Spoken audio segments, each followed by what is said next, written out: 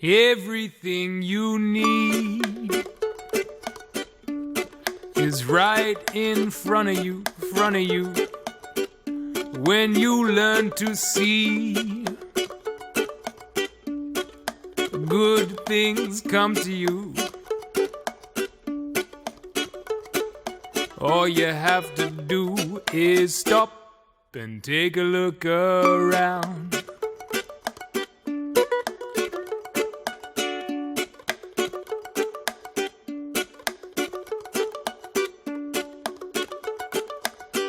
Before you intervene, don't do anything. Just come to all your senses. They'll tell you everything. First you have to learn to stop and take a look around. Un verger conventionnel, commercial, typique, cherche à produire le rendement maximal de un type de fruit. Cette approche monoculture implique que si vous avez un insecte ou une maladie, ou même un gel tardif qui survient, vous pouvez avoir de grandes pertes. Depuis la Seconde Guerre mondiale, on s'est tourné vers les pesticides et les fongicides chimiques. Les gens se réveillent de plus en plus que l'idée de mettre des poisons sur notre nourriture, c'est pas trop brillant. Le modèle biologique cherche à résoudre ce problème. Ça reste un modèle de substitution. Au lieu de prendre des produits chimiques, on prend des produits biologiques. On ne résout pas le problème. Pourquoi qu'on a ces insectes? Pourquoi qu'on a ces maladies? Dans l'approche permaculture, on cherche à reconcevoir le verger. En maximisant la biodiversité, on va avoir une augmentation d'abondance, une diminution du travail et on va presque éliminer le besoin d'intrants externes. Mon nom est Stéphane Sobkowiak et ça, c'est les Fermes Miracles. Il y a 20 ans, on a acheté ce verger de 5 hectares, 4000 pommiers, avec l'idée de le convertir en biologique. On l'a fait, on était producteur biologique pendant plusieurs années et on est venu à réaliser les limitations de l'approche biologique. On a décidé qu'il était temps de reconcevoir le système, arracher et replanter pour avoir un verger permaculture. Dans ce film, je veux partager avec vous mes connaissances et mes expériences acquises à travers des années de théorie appliquée, mais surtout d'essais-erreurs. Le verger, ici, c'est un laboratoire vivant, mais surtout c'est un exemple concret comment on peut avoir une augmentation d'abondance, réduire le travail et les intrants, tout en respectant la nature. On est situé dans le sud du Québec, au Canada, zone 5, mais les principes et les techniques sont applicables n'importe où que vous soyez. Que ce soit un verger multi-acres ou que ce soit quelques arbres dans votre cour, assez dit, allons le faire.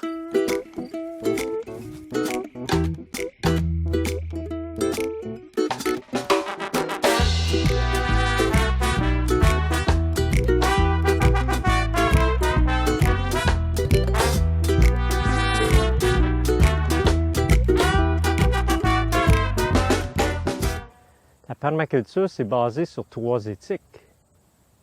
Prendre soin de la terre, prendre soin des gens et partager le surplus.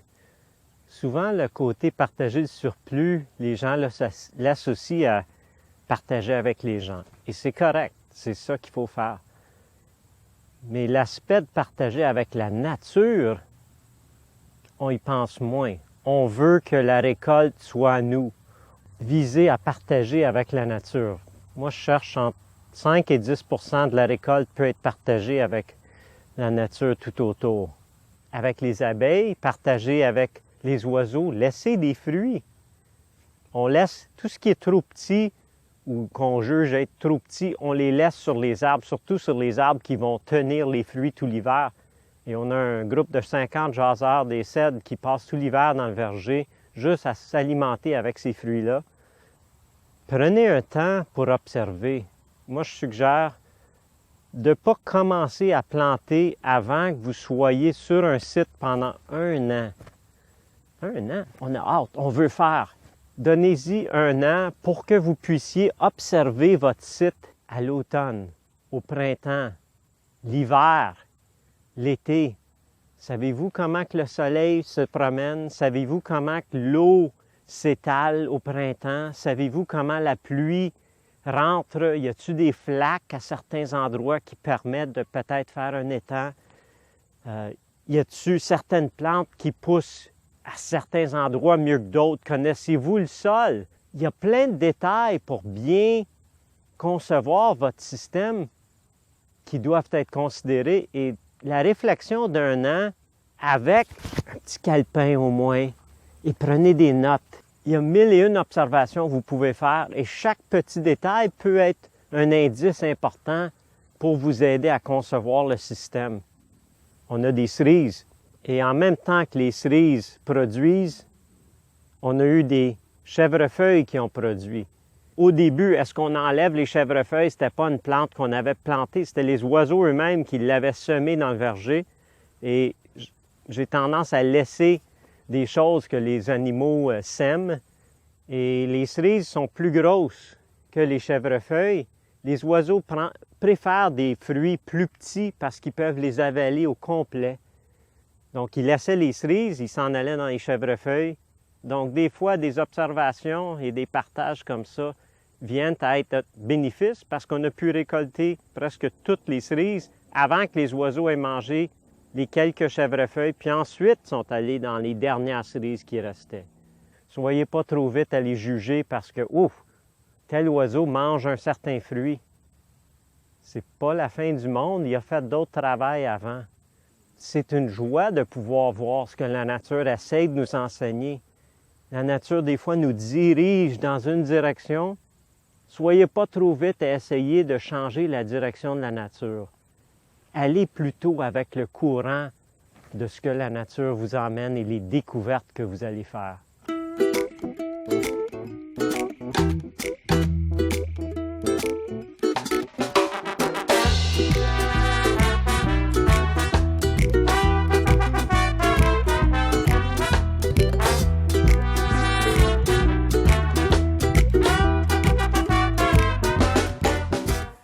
Un des critères les plus importants pour le choix d'un site, ou si vous avez déjà votre site, où exactement vous allez mettre votre verger permaculture, c'est le sol et plus précisément le drainage du sol, la profondeur auquel vous pouvez planter sans que les arbres soient dans l'eau, sans qu'il y ait une nappe d'eau. L'idéal, c'est entre 4 à 6 pieds de profond sans eau. Et la façon la plus simple et la plus rapide pour déterminer cela, c'est simplement prendre une pelle et creuser pour voir si vous allez avoir ce 4 à 6 pieds de profondeur sans nappe d'eau. Alors, on va creuser.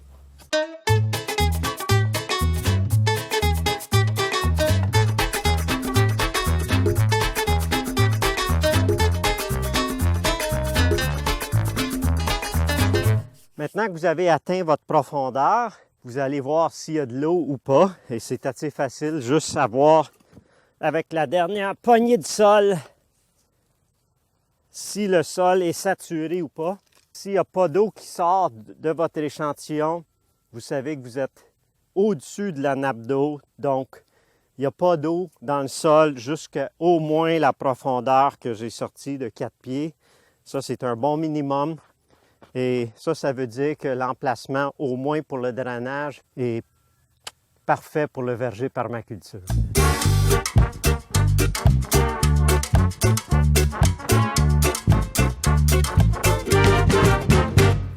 Si vous n'avez pas 4 pieds, peut-être vous avez juste 2 pieds pour vous rendre à la nappe d'eau. Qu'est-ce que vous faites? Vous pouvez toujours vendre et acheter à un endroit qui est plus approprié pour un verger permaculture. Votre option. Ou si vous êtes vraiment incliné à dire « j'aime cet endroit-là et je vais rester là ». Mais dans ce cas-là, je suggère toujours, il est plus facile de choisir le bon endroit que de rendre l'endroit bon. Mais vous voulez rester quand même? Voici une des choses que vous pouvez faire. Imaginez que vous avez une rangée d'arbres ici, une autre rangée que vous planifiez de mettre comme arbre là. Vous pouvez tout simplement faire une coupée, couper l'endroit là et remplir. Vous coupez, vous tassez le sol et vous faites des buttes finalement. Des buttes pour vos arbres. Donc vous allez avoir un endroit plus creux ici, mais surélevé là.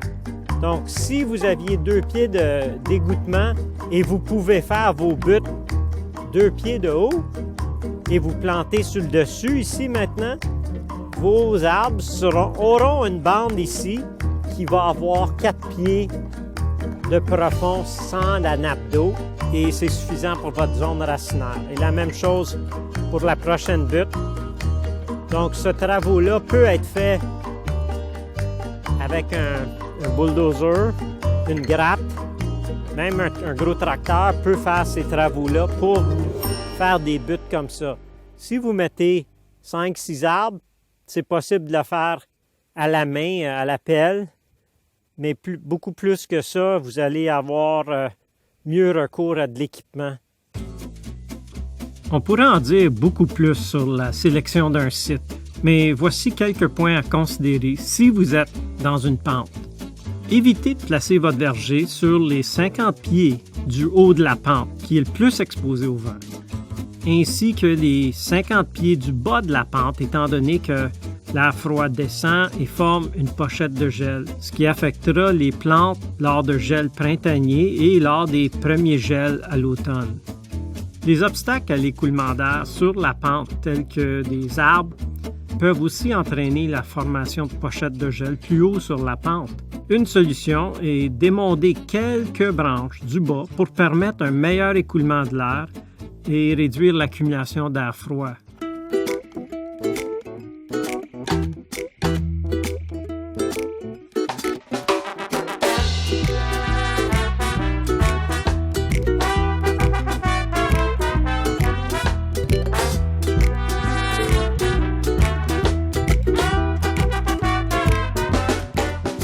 Un des principes fondamentaux dans le verger permaculture, c'est les trios. 3 espèces d'arbres qui se répètent, N-A-P. N, le symbole pour fixateur d'azote. Le A, en anglais, pour apple, un pommier. Et le troisième, le P, pour poire ou prune. Donc ça, c'est la base de notre verger ici. Des trios qui se répètent. Fixateur d'azote, pomme-poire, fixateur d'azote, pomme-prune, ainsi de suite, ainsi de suite. Fixer de l'azote, ça c'était une des utilisations des trios, mais le deuxième, c'est de créer une idée d'îlot. Ce pommier-là vient à être un îlot pour tout insecte ravageur qui atterrit dedans. Il peut venir pour la pomme et il réalise qu'il n'aime pas être dans la prune et il n'aime surtout pas être dans le fixateur d'azote. Et il finit par être simplement piégé dans le piège. L'idée, c'est que le fèvier fixe l'azote pour les arbres fruitiers de chaque côté dans ces trios qui se répètent. Vous avez NAP, NPA, peu importe, mais vous aurez un autre fixateur d'azote, puis un pommier, puis un poirier, et ainsi de suite. Et de cette façon, l'un des aspects les plus importants du verger, la fertilité, est fourni directement par les arbres, en nous sauvant beaucoup de travail et beaucoup de coûts.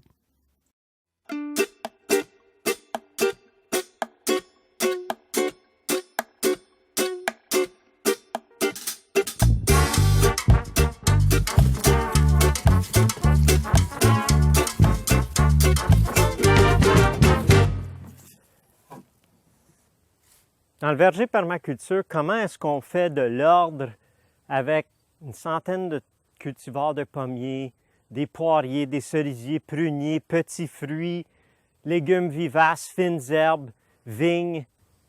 Ça va tout simplement par ce que j'appelle le concept des allées d'épicerie. On a conçu le verger selon des dates de cueillette précises et on divise chaque mois en 3 périodes de 10 jours pour nous donner une facilité, dans la cueillette, mais de la logistique. On a 4 rangées ici qu'on cueillerait au mois d'octobre. Et tout dans ces allées-là, en termes d'arbres fruitiers, serait cueilli au mois d'octobre. Il y aurait aussi des légumes vivaces au mois d'octobre.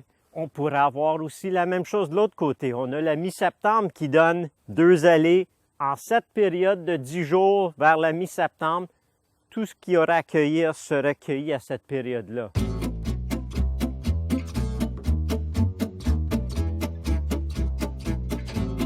À mesure que vous parcourez une allée pour récolter les fruits des arbres, vous pouvez aussi récolter non seulement les petits fruits des arbustes qui seraient sous les arbres, mais également des herbacées comme les plantes aromatiques ou médicinales qui offrent une récolte continue durant toute la saison.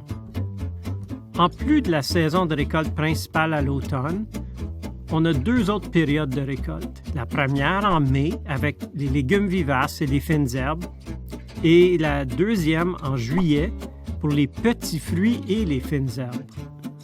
Donc finalement, on reviendra pour récolter au moins 3 fois dans chacune des allées au cours de l'année. On utilise un système qui nous simplifie la tâche. Que vous faisiez le système avec autocueillette ou bien que vous cueillez vous-même pour le mettre en marché ou même pour votre propre utilisation, vous auriez juste à avoir plusieurs paniers et même s'il y avait 5, 6, 8 cultivars à cueillir dans une même journée, ça devient facile. Vous passez dans l'allée et tout dans cette allée-là est prêt à cueillir dans cette période de 10 jours. Ça rend toute la diversité dans une simplicité et c'est tellement plus logique.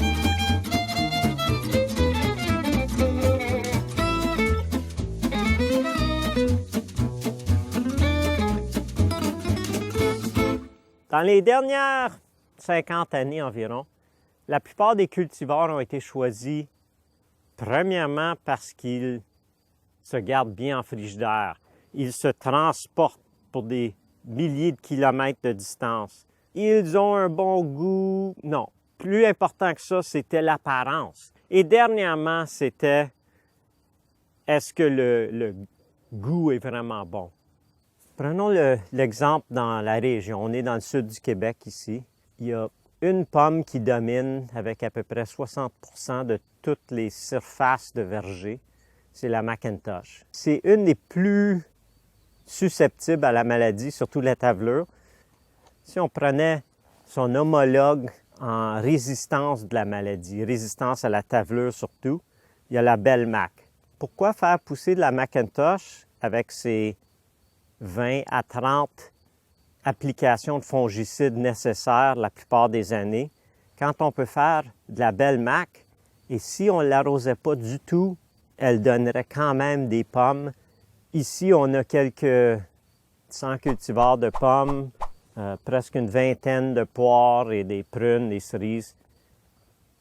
Au début, on veut essayer le plus de gamme possible. Alors, ce qu'on choisit le plus souvent, c'est soit les nouveaux cultivars qui ont une bonne résistance connue ou les anciens cultivars qui étaient utilisés dans le passé et qui avaient des bons attributs, mais peut-être parce qu'ils ne se mettaient pas au frigidaire pendant 6 mois, il était délaissé. Et en ayant cette grosse gamme-là, on peut choisir sur nos 100 cultivars de pommes, choisir éventuellement une vingtaine qui performent très bien dans notre milieu, dans notre habitat ici. En ayant beaucoup de diversité, s'il arrive quelque chose, un certain insecte, une maladie, un gel, bien, il y a quelque chose fort probable qui va fonctionner, qui va réussir. Alors, cette assurance-là par la biodiversité, c'est toujours avantageux. Notre but à la ferme, et je pense que ça devrait être votre but, c'est de restaurer le « wow! Hey, wow! C'est bon! Ça, c'est la meilleure pomme que j'ai jamais goûtée! Wow! Ça, c'est la meilleure poire que j'ai jamais goûtée! » Premièrement, ça devrait être le goût exceptionnel, fantastique. Deuxièmement, est-ce qu'il a une résistance aux maladies? Beaucoup plus facile de prévenir que guérir. Est-ce qu'il résiste aux insectes? Ça serait super en plus. Est-ce qu'il s'entrepose? Bien, ça, c'est important, mais ce n'est pas la première chose. Est-ce qu'il se transporte? Si c'est tellement bon, tu vas le manger dans l'auto en t'en allant chez toi, c'est pas mauvais non plus. Si vous comblez tous ces besoins pour restaurer vraiment le wow, vous avez bien fait votre travail. Wow!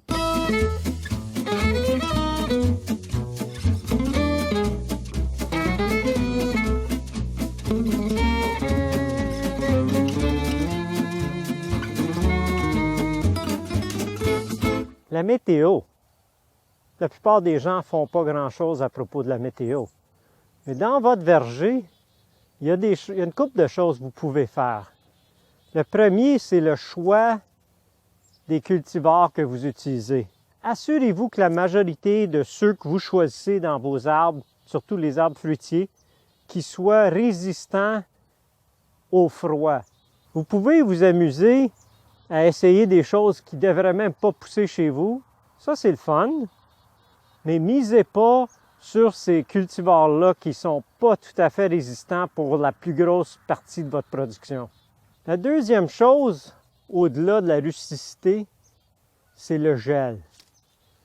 Et pour le gel, on a installé des lignes de brumisation, d'irrigation, qui font un jet d'eau au-dessus des arbres fruitiers.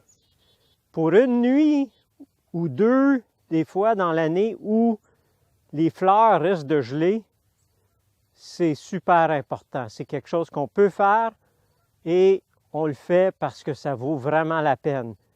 De défier le climat ou la météo, dans ce cas-là, surtout si vous pouvez le faire, faites-le.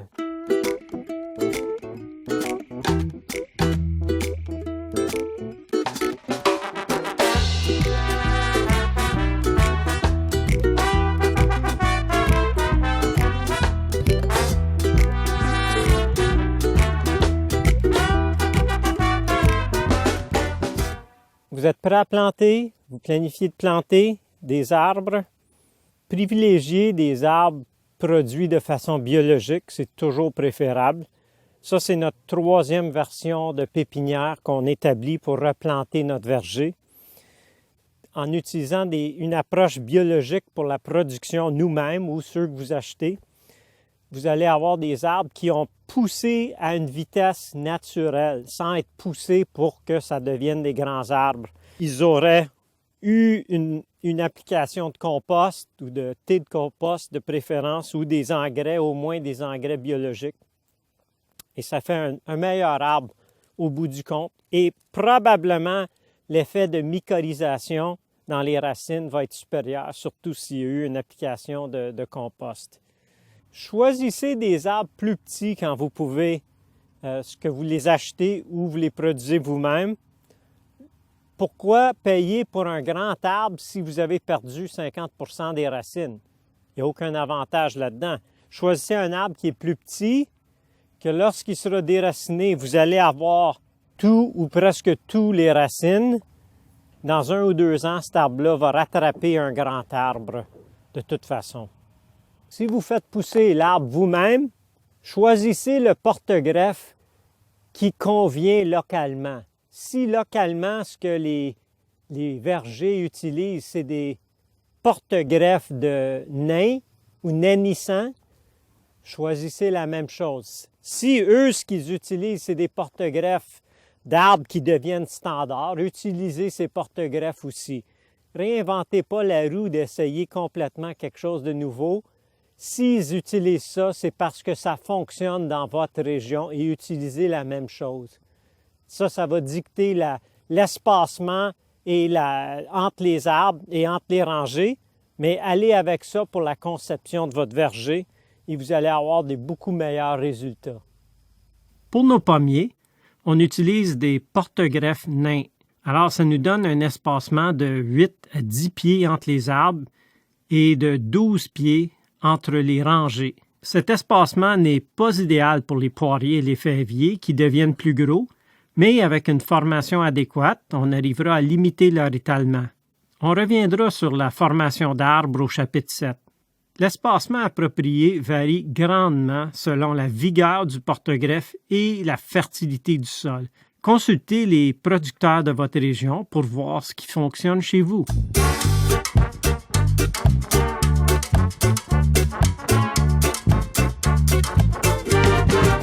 On va parler de planter. Il y a beaucoup d'informations qui existent comment le faire et il y a beaucoup de désinformations aussi qui ne sont vraiment pas correctes. Si vous n'êtes pas sûr, les recherches du Dr. Carl Whitcomb de Oklahoma State University dans les années 70-80, il va en détail pour montrer qu'est-ce qui fonctionne et qu'est-ce qui ne fonctionne pas. Alors, fiez-vous pas à moi, fiez-vous à ces recherches qui sont basées sur des données très précises. L'idée, c'est de faire le trou 2 fois grand comme la motte ou le pot et 2 fois profond que le pot. Alors, commençons. On a utilisé des arbres à racines nues plutôt que des arbres en pot quand on a planté le verger, et c'est d'ailleurs ce qu'on recommande idéalement. Mais le procédé démontré ici s'applique de toute façon.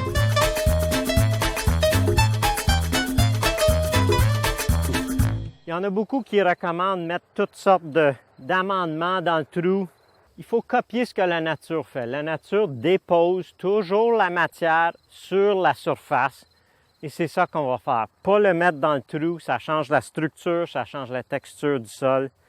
Donc on va le faire à la fin, lorsqu'on aura tout planté.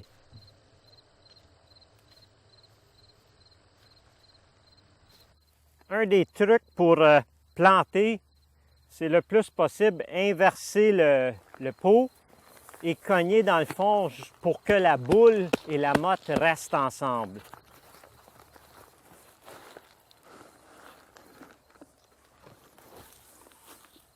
Cet arbre-là vient d'un ami et son sol n'est pas du tout pareil aux nôtres. Ça, c'est une grosse glaise épaisse et nous, on a un sable très léger. C'est préférable de ne pas mélanger les types de sol ou surtout si on a une grosse boule de terre, ça serait mieux de au moins l'ouvrir un peu ou au pire enlever doucement la motte pour le mettre en racine nue. On n'a pas un si grande motte de terre. On va le planter et espérer que les vers de terre vont tout l'intégrer assez rapidement.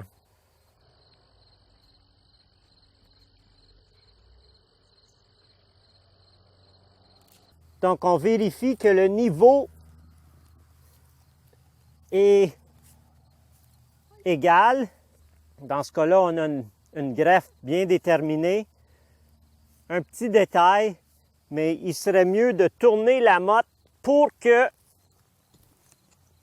notre greffe fait face au vent. C'est un détail, mais si on le mettait de l'autre côté, il y avait un gros vent avant qu'il soit bien fermé, le point de greffe, qui risque de se déchirer. Pour la profondeur, c'est très important de garder le point de greffe au-dessus du sol comme il était dans le pot. Sinon, ce qu'on va avoir, c'est que le greffon ou le cultivar qu'on veut va s'enraciner, il va s'affranchir comme on appelle, et c'est lui qui va être sur sa propre racine. D'habitude, c'est pas si critique, mais dans ce cas-là, on a un poirier asiatique beaucoup moins rustique que le porte-greffe qui, lui, est un poirier usuriens qui résiste à 2 ou même 3 zones de plus froid. Alors, on veut garder cette résistance au froid, on veut le garder en vie, donc il faut s'assurer que la racine, elle, reste en vie, donc n'est pas surcompétitionnée par le greffon plutôt. On s'est aperçu avec le temps que c'est très commode d'avoir quelque chose sur lequel on dépose le sol qu'on sort du trou, parce que sinon, surtout si l'herbe est plus haute, quand on vient pour le remplir, il y a tellement de sol qui est pris entre l'herbe qu'on n'a pas assez de sol pour remplir le trou. Donc c'est juste une bonne pratique et ça fait beaucoup plus simple quand on vient remblayer.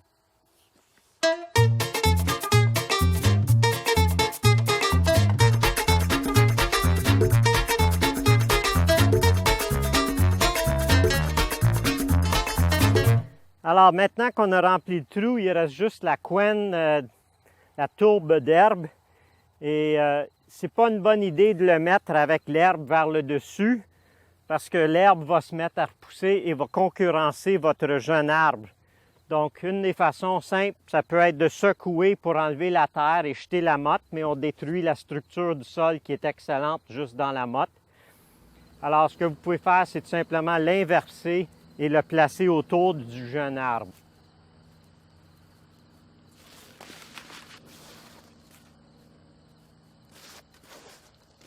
Cette couenne-là va se décomposer assez vite. Le sol va se taper quand même parce que je ne l'ai pas pressé très fort dans le trou.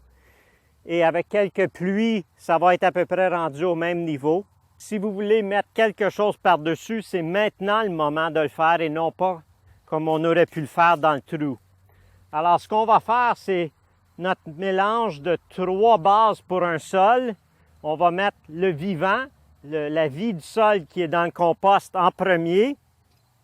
Le paillis, dans ce cas-là, un paillis qui est un carton pour contrer l'herbe autour. Troisièmement, on va mettre du BRF, qui est du bois raméal fragmenté par-dessus. Et on va venir le compléter avec nos minerais très lourds qui sont une glaise. Alors, ça va faire un peu une lasagne, mais tout est déposé à la surface.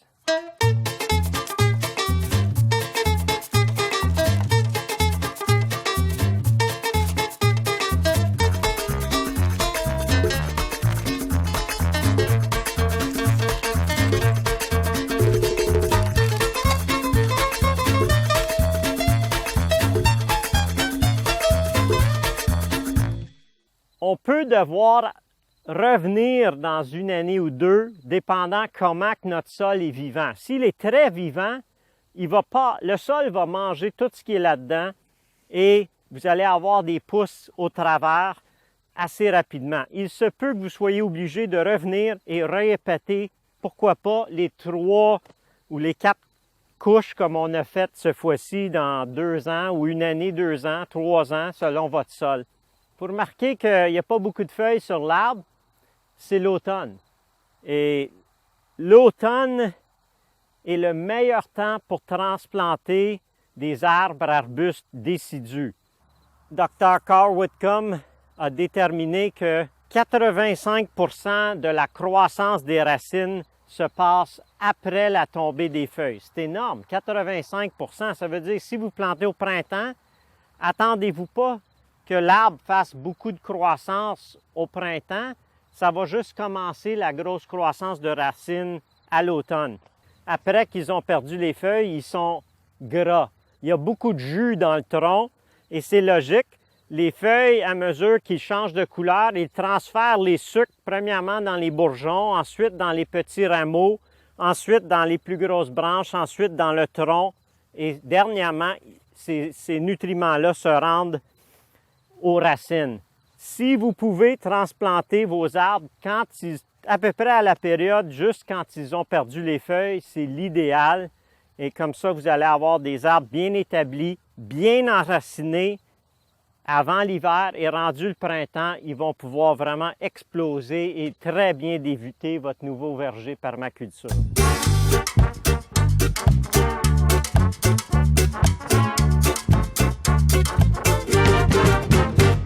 Maintenant que vous avez planté vos arbres, laissez-les pas sans protection. Quand je parle de protection, c'est protéger contre les mulots. Il y a 2 systèmes de garde qu'on a déjà utilisés. Un, c'est tout simplement des tuyaux de drainage de 3 pouces qui sont coupés tout le long d'une paroi. Et on vient le mettre par-dessus doucement. Il existe un outil qui aide ce travail-là.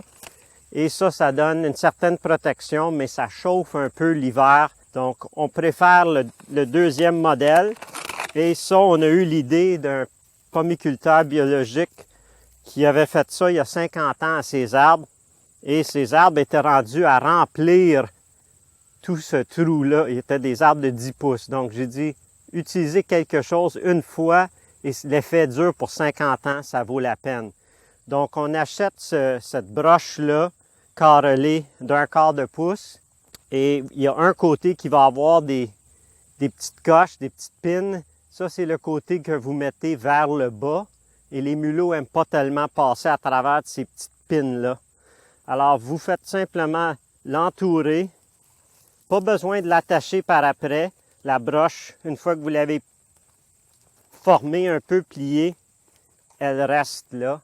Préférablement, mettez une tasse ou deux de petits graviers pour donner encore plus de protection et votre arbre va être protégé des mulots pour l'hiver, pour la vie de l'arbre.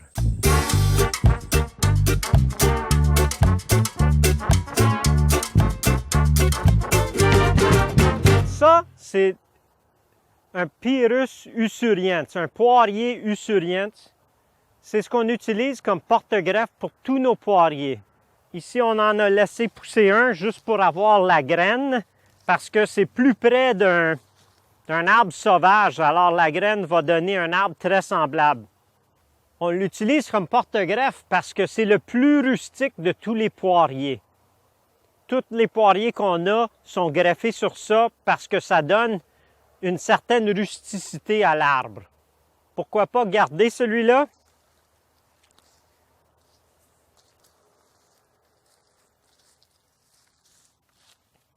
Ici, on a une ligne. Ça, c'est le point de greffe. En dessous de cette ligne-là, on a notre poire usuriens. Et au-dessus, on a notre poire Anjou. Par l'art de la greffe, on a joint les deux en pépinière et ça a donné cet arbre-là, donc un fruit prévisible. Mais pourquoi greffer? Pourquoi pas tout simplement mettre les graines? Si on met les graines de celui-là en terre, on va avoir un arbre semblable à celui-là, parce que ça, c'est plus près d'une espèce. Mais si on met celui-là, qui est un poirier Anjou, lui, il a une parenté très mélangée, et on va avoir, on ne sait pas trop quoi, parce que cet arbre aurait été pollinisé avec un autre arbre, et les deux donnent quelque chose de complètement différent. Tout comme vous n'êtes pas votre mère ou votre père, vous êtes une combinaison des deux, la nature fait la même chose. Mais si on veut quelque chose de prévisible et on veut avoir ce type de poire-là, la poire Anjou dans ce cas-là, il faut, et c'est la seule façon de l'avoir, faire une multiplication végétative. Végétative dans le cas d'une greffe.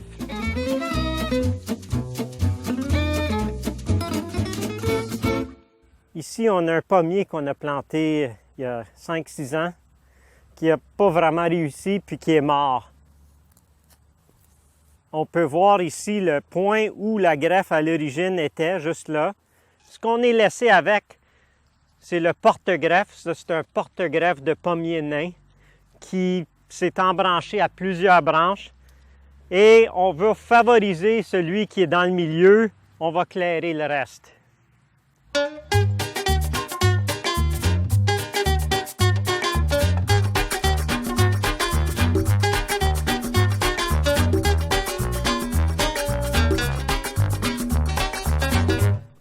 Ce qui nous reste, c'est le tronc central qui va être notre tronc sur lequel on va greffer.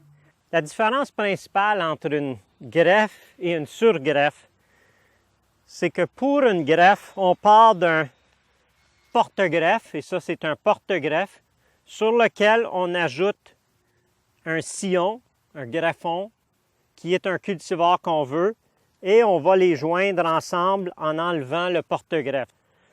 Quand on parle de surgreffe, on a un porte-greffe sur lequel il y a un greffon, un cultivar greffé, et sur ce cultivar-là, à un autre point quelconque, on vient ajouter un deuxième cultivar qui est celui qu'on veut. Et c'est pour ça qu'on appelle ça une surgreffe, parce qu'on greffe sur une greffe existante. On va juste préparer celui-là pour recevoir notre cultivar. Il y a plusieurs façons de préparer. Moi, j'aime bien aussi longtemps qu'on peut utiliser cet outil-là qui est un outil de greffage. On n'a pas besoin d'autant de dextérité, d'habileté que de manipuler les couteaux. On pourrait le faire au couteau.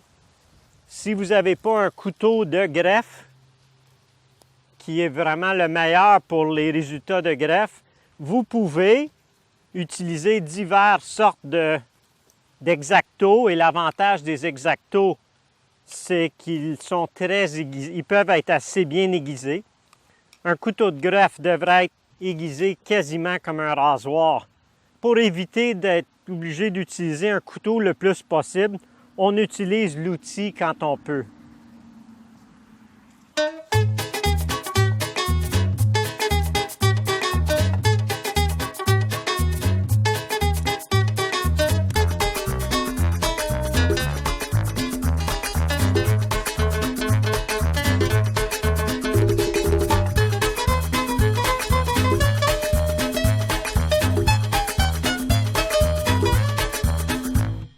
La beauté de cet outil de greffe, c'est que ça fait une coupe en oméga. Et la beauté de l'oméga, c'est que une fois qu'on le fait, on peut remettre ou on peut le joindre et ça tient. Alors, ce facteur de tenir déjà est très important quand on fait la greffe.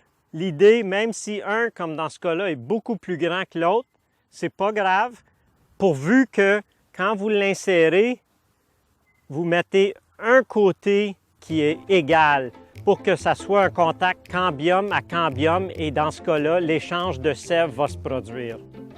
3 bourgeons, c'est en masse, donc on peut compter 1, 2, 3 et on peut couper au-dessus de celui-là.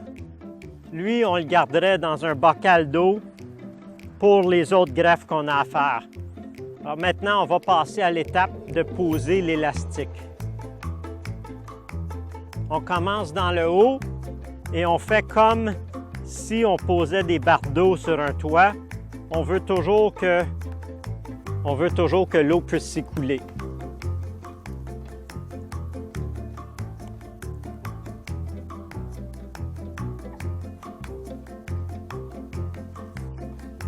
Alors, c'est tout ce qu'il y a.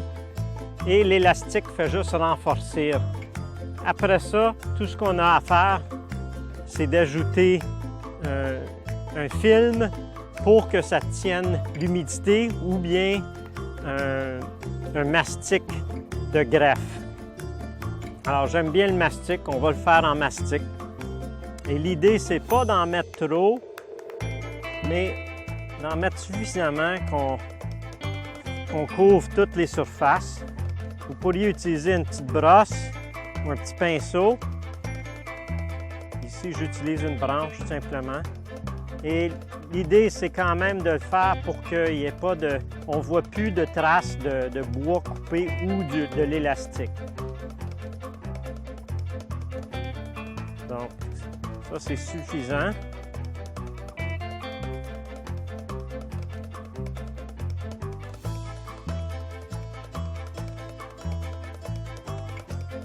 Alors, ça, c'est notre greffe terminée. Comme ça, l'humidité ne va pas sortir. Ce qui va arriver maintenant, c'est qu'il va y avoir des pouces du porte-greffe qui vont sortir ici. Il va falloir les enlever jusqu'à temps que vous ayez 1 ou 2 ou même 3 des bourgeons qui éclatent sur le dessus. Et dans ce temps-là, vous enlevez tout ce qui est là et vous favorisez ce qui va pousser sur le sillon.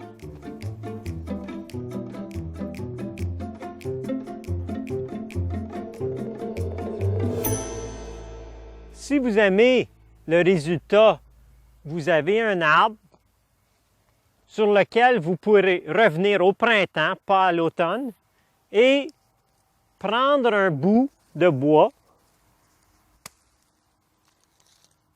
Et au printemps, il y aurait l'air de ça. Et vous pouvez faire la même chose. Vous pouvez prendre ce bout-là et le greffer sur soit un porte-greffe ou le surgreffer sur un poirier que vous n'aimez pas la qualité. Donc, avoir une collection de cultivars que vous aimez, c'est vraiment une bonne première étape.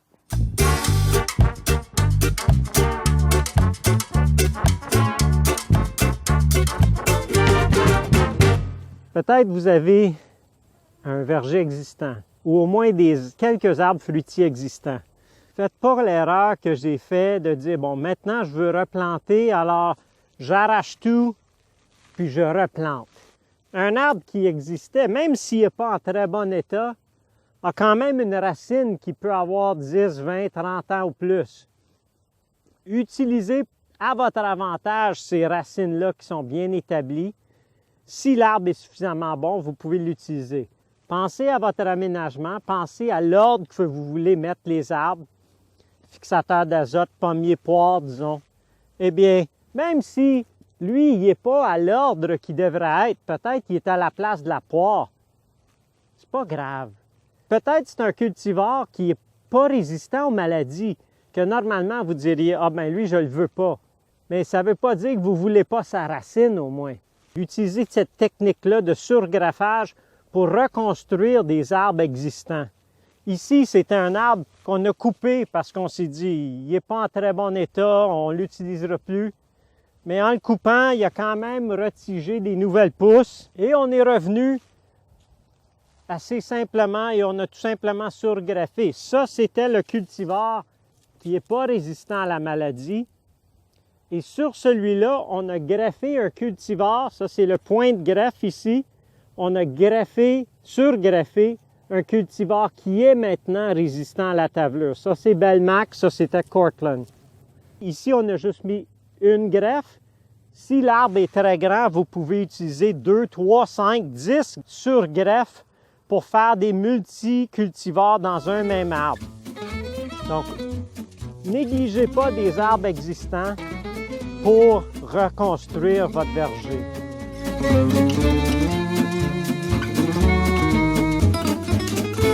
Ici, on a pris un poirier européen, beauté flamande, qui est plutôt la laideur flamande sous notre régime de gestion de faible application contre les maladies. On l'a tout simplement coupé pour le surgreffer avec un poirier, mais asiatique dans ce cas-là. Ce que vous pensez être une erreur peut finir à être vraiment à votre avantage. Parce que ce petit poirier-là, asiatique, qu'on a surgreffé ce printemps, va croître une autre saison et va produire dans la 3e année un bon début de récolte. Alors, vous sauvez du temps avec du surgreffage, vous prenez ce que vous pensez être une erreur et vous le tournez à votre avantage et vous utilisez une technique de plus dans votre arsenal.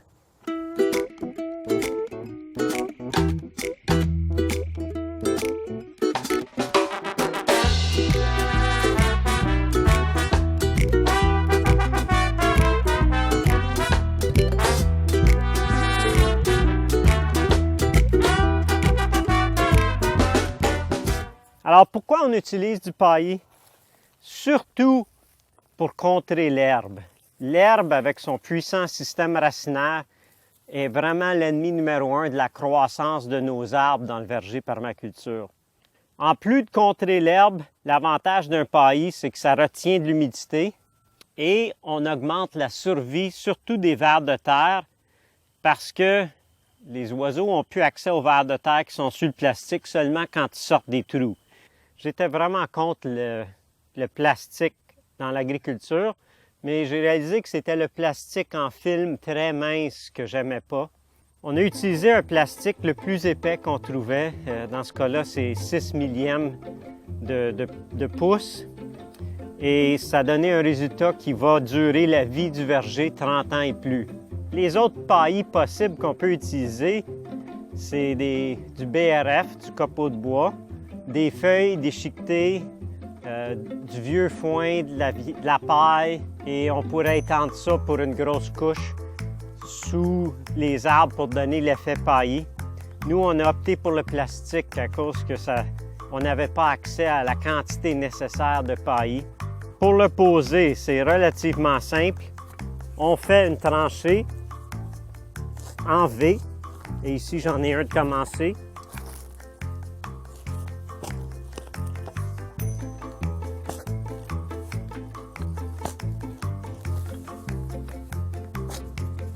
Donc, on a notre tranchée qui est faite. On prend le bout du plastique. On vient le poser. On vient le poser dans le fond de la tranchée. Et s'il dépasse en sortant, on fait juste le replier. Et on met ce qu'on a enlevé de la tranchée par-dessus, gardant le plastique serré. Et étant donné que ça fait un V, le plastique retient l'eau pour faire une petite baissière qui fait pousser cette bande d'herbe très bien. On le garde serré, on peut tondre le bord très bien et ça fait un entretien simplifié dans notre verger permaculture.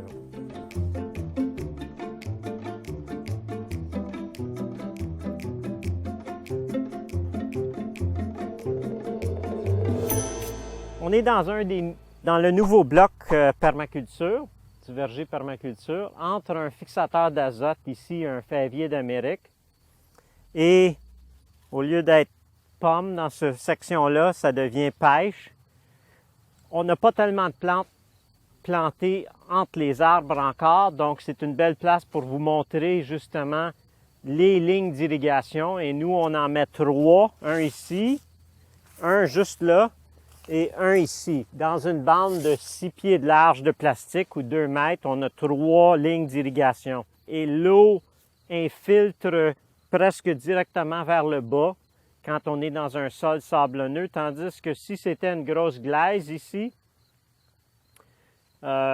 l'eau s'étendrait plus horizontalement et il y a des bonnes chances qu'avec juste un boyau dans le milieu, vous aurez assez pour irriguer toute la bande plastique.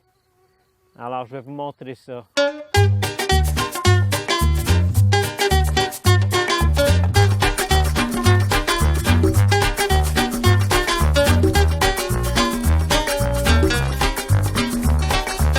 Ça, c'est notre façon de fonctionner pour l'irrigation avec les 3 lignes. Le boyau qu'on utilise, c'est un boyau 15 millième. C'est le plus gros, la plus grande qualité de boyau de ce qu'on appelle les drip tape ou les boyaux d'irrigation film. Et les espacements des émetteurs, nous, on utilise un système à 8 pouces de distance d'émetteur, simplement pour qu'on ait une zone plus mouillée, plus uniforme. Au début, on a une plantation à peu près le long de 3 lignes. Avec le temps, on va remplir cet espace-là entre les 2 boyaux. On va planter des plantes qui prennent avantage de l'eau du printemps et de l'automne. Dans notre climat, on a plus d'eau au printemps et à l'automne.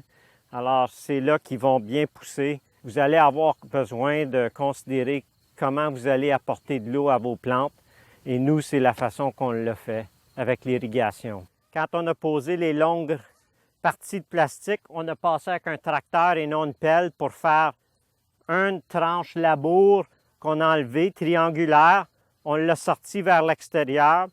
Ici, c'était 3 pieds de la ligne des arbres et l'autre côté, la même chose. 3 pieds de la ligne des arbres, on a fait une autre tranchée. Mais avant de mettre le plastique, on devait mettre les boyaux d'irrigation, faire les connexions et remplir les boyaux pour qu'ils soient plus lourds. Sinon, quand ils sont vides, c'est très léger et ça pouvait même se déplacer au vent. La zone plastique totale est 6 pieds de large, mais chaque plastique est 4 pieds de large pour nous donner une bande de 6 pouces qui va rentrer dans la tranchée et 6 pouces qui va chevaucher l'autre feuille. Une fois que le plastique est bien en place, bien ancré, on commence à le serrer. Et c'est toujours important, quand on pose le plastique, de le poser serré. On pose un côté et on fait tout simplement mettre notre genou dessus. Et on fait l'autre côté en le tenant. Toujours important que ça soit serré. On met le genou dessus. On met des roches dessus pour que le poids tienne.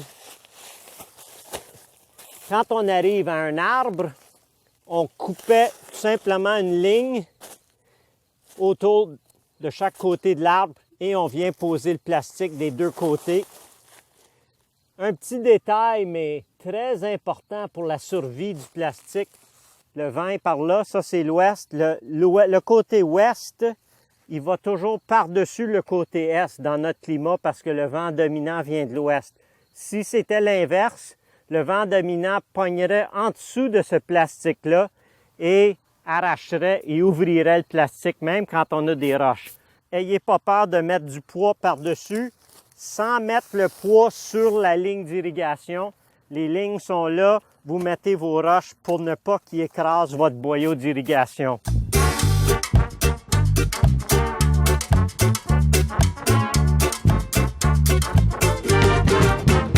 On avait une crainte quand on a posé le paillis de plastique, c'est comment est-ce qu'on va faire pour que tout ce matériel, les feuilles, les rognures de pelouse à côté, comment est-ce que cette matière organique, cette nourriture pour la vie du sol, ces sources de carbone vont pouvoir être intégrées sous le plastique? On n'était pas sûr, mais c'était pas longtemps après qu'on a commencé à voir qui allait le faire pour nous. On a deux exemples ici. Il y a deux trous dans le plastique. Celui-là, on voit les turicules de vers de terre. C'est un beau mot, mais c'est de la marde de vers de terre. Et ici, on voit une accumulation. Ça, on le voyait à chaque fois qu'un ver de terre sort et accumule la matière organique dans un rayon d'à peu près 1 pied autour, 6 pouces tout autour de chaque côté, donc 1 pied carré. Et il accumule ça au-dessus de son trou. Cette matière organique-là va graduellement transférer à travers le plastique, va passer et va être dans le trou du ver de terre. Donc si on tasse ça de côté, on va voir le trou où le ver de terre sortait. Ça nous a vraiment soulagé. Comment est-ce que le paillis plastique peut fonctionner dans ce système permanent et avoir un recyclage de la matière organique vers le dessous.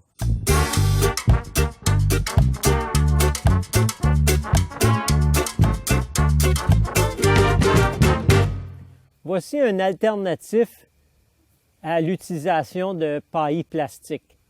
Ici, on a mis du hosta, une plante ornementale qui sort rapidement au printemps. Et si on le plante assez dense, ces grandes touffes avec les grandes feuilles vont carrément repousser l'herbe, va surcompétitionner l'herbe, le gazon, et va pouvoir donner un sol à nu. Si on regarde après 2 ans, 3 ans, il ne reste absolument plus d'herbe là-dedans. Donc, une belle façon de pouvoir ensuite sortir ces talles-là, les utiliser sous d'autres arbres et planter d'autres plantes que vous voulez sans avoir eu recours à aucun paillis, que ce soit paillis biologique ou paillis de plastique. On cherche toujours à avoir 3 fonctions à une plante. Et elle donne l'effet couvre-sol, elle prépare le terrain. Elle va aussi vous donner ces hampes florales qui vont avoir une multitude de fleurs qui attirent des pollinisateurs, surtout qui attirent le colibri. J'aime bien le colibri. Et en plus, ils sont supposément comestibles lorsqu'ils sont jeunes, la feuille. Je ne suis pas friand de eux, mais il y en a qui peuvent le choisir. Donc, utilisez le plus possible des plantes qui ont 3 fonctions au moins.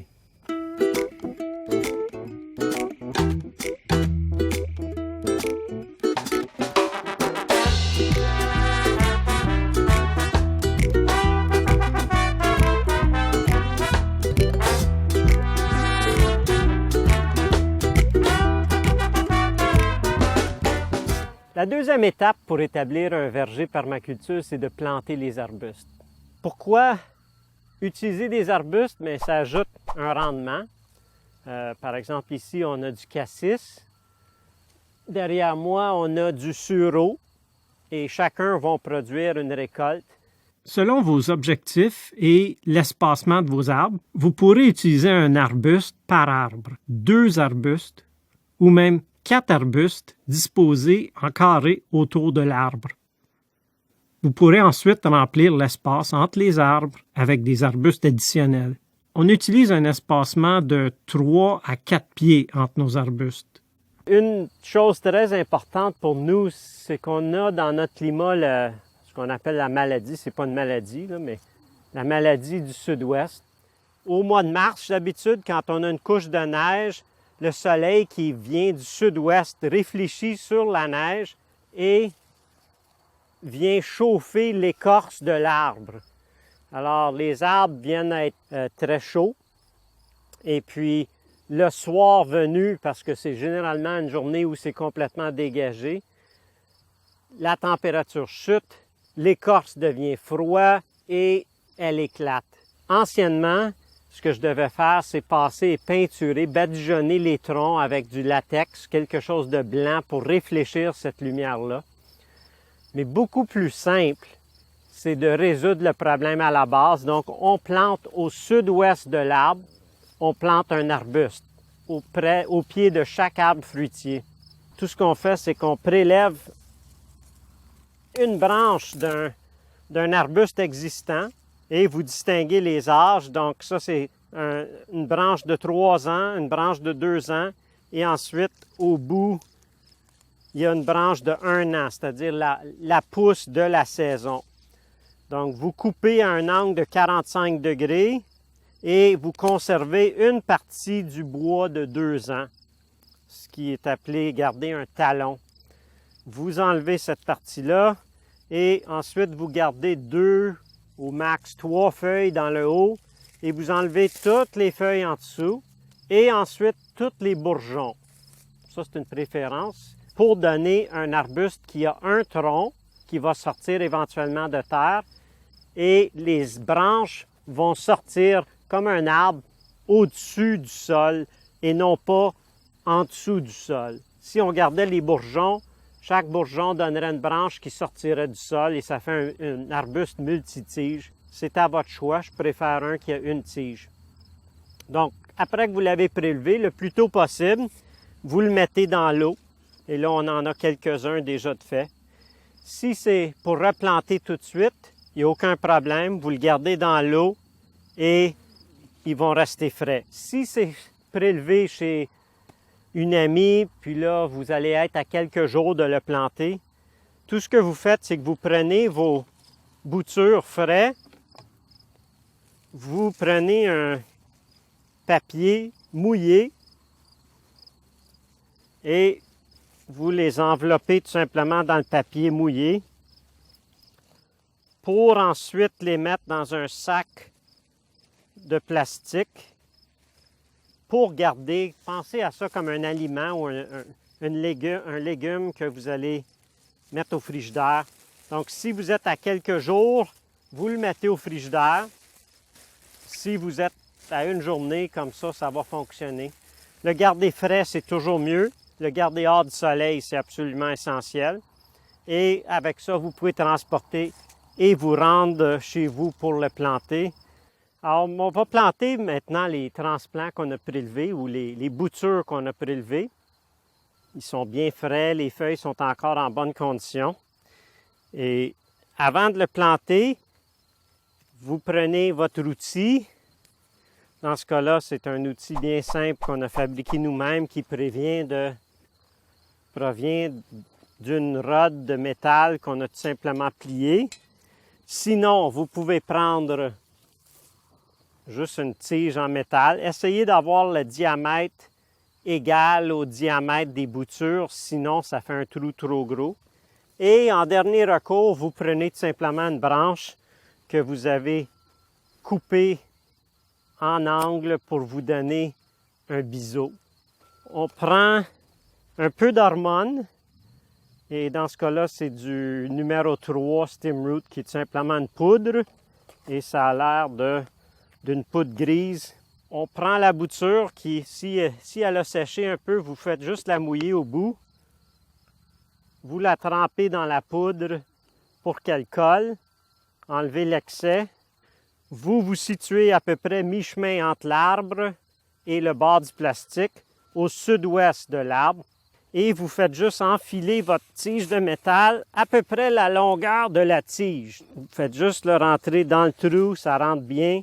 Et quand vous arrivez au fond, faites juste écraser la terre où vous avez fait le trou. C'est planté. D'habitude, on le finit avec 2 roches pour indiquer qu'il y a une bouture et c'est tout ce qu'il faut. Et vous pouvez faire des rangées de centaines d'arbustes très rapidement. Et alors, c'est tout ce qu'il faut pour planter l'étape, planter les arbustes. Dans le futur, on prévoit tirer avantage de nos fixateurs d'azote pour y faire grimper des vignes ou des kiwis rustiques, mais entre-temps, on y fait grimper différentes variétés de légumes annuels tels que pois, fèves, cocombes et capucines.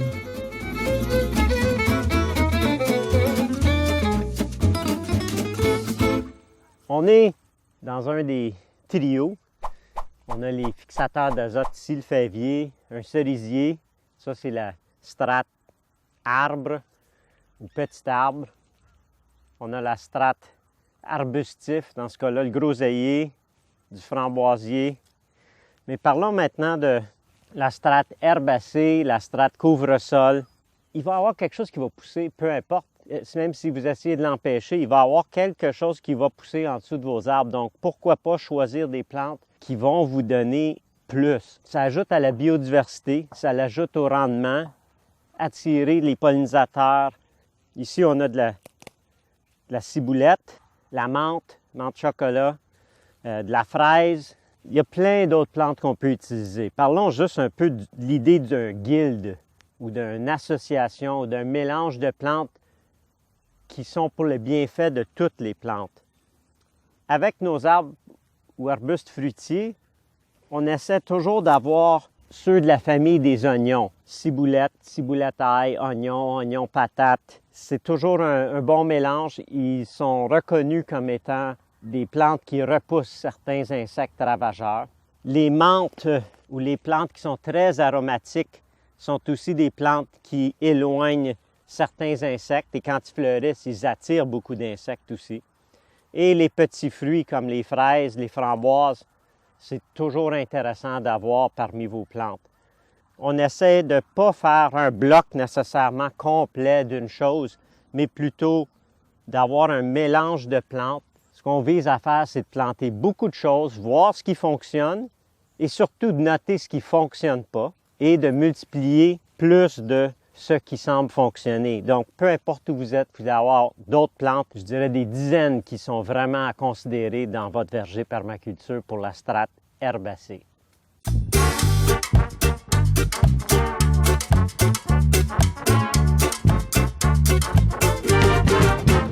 Quand va venir le moment de décider comment vous allez étaler vos rangées, si vous les mettez en rangée, est-ce que votre orientation va être nord-sud, est-ouest, ou n'importe quel angle entre les deux, peu importe l'orientation que vous finissez avec, vous allez avoir un côté nord des arbres et un côté sud des arbres. Si on regarde le côté nord ici, on peut voir du mitsuba, qui est un légume vivace qui aime l'ombre.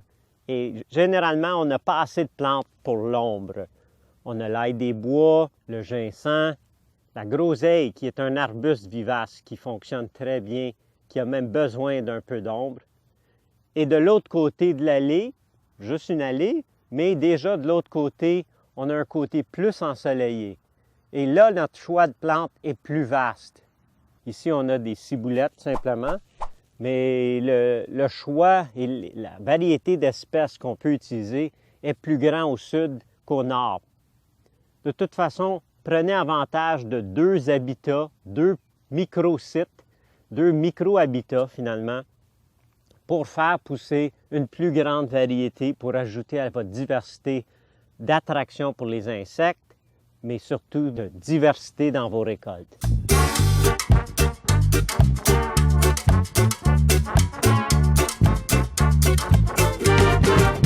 La troisième étape pour établir le verger permaculture, c'est de planter la strate herbacée couvre-sol.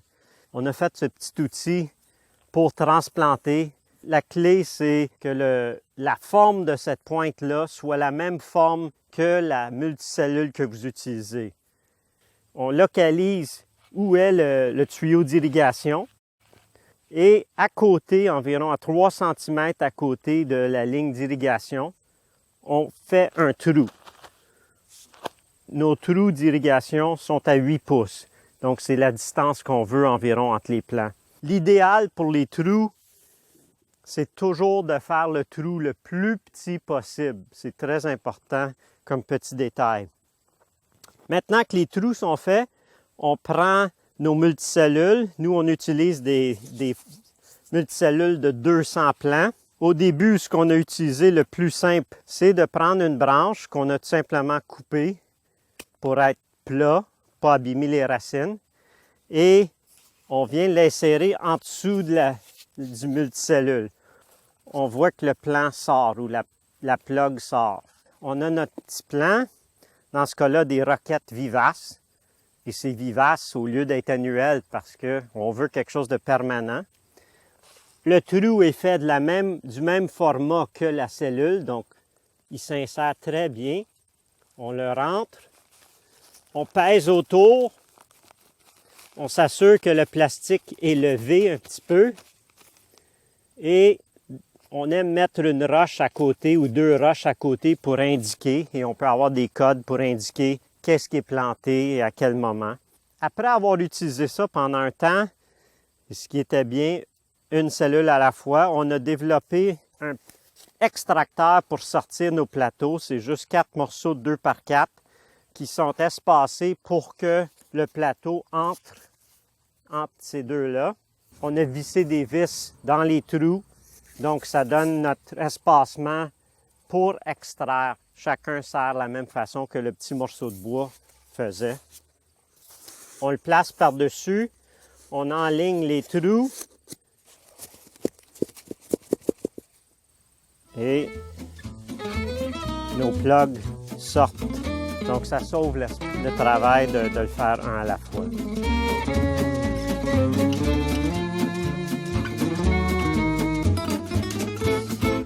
Pour semer, on peut aussi semer tout ce qui est des plus grosses graines, dans le cas des fèves, des cocombes, des pois, que ce soit annuel ou même les vivaces, idéalement. Anciennement, on utilisait un bâton, simple, mais ça fonctionne. Un nouveau système, c'est ce seed stick.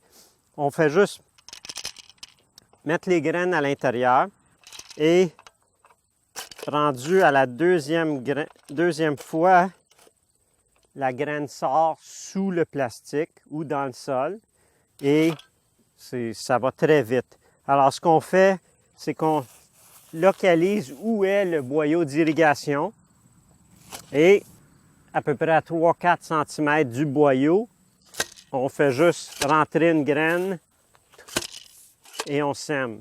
Alors, avec cette technique, pour des graines comme le seigle vivace et nos fèves, on peut faire de grandes surfaces rapidement et on fait juste marcher et semer et ça va très bien. Et c'est tout pour établir la strate herbacée de façon efficace.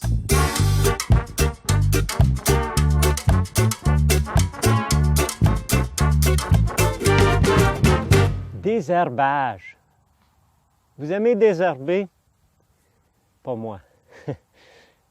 Mais tant qu'à désherber, pourquoi pas en prendre l'opportunité pour planter en même temps?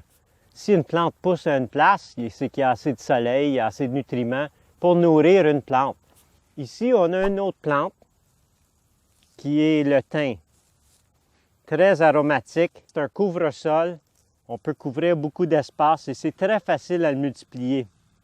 Vous faites juste soulever la plante, il y a toujours des bouts de la plante qui vont être enracinés. Ça, c'est un bel exemple. Un thym couvre-sol qu'on va aller planter.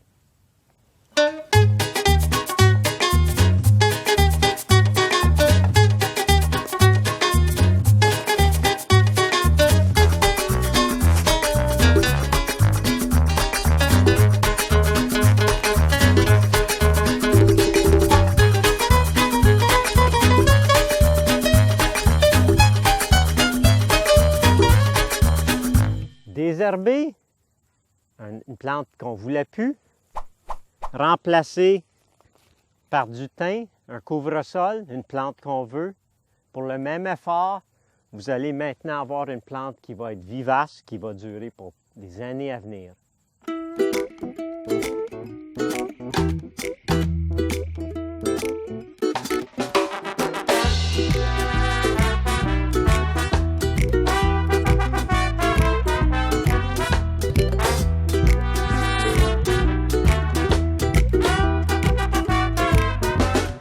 Pour établir le verger permaculture, c'est 4 étapes.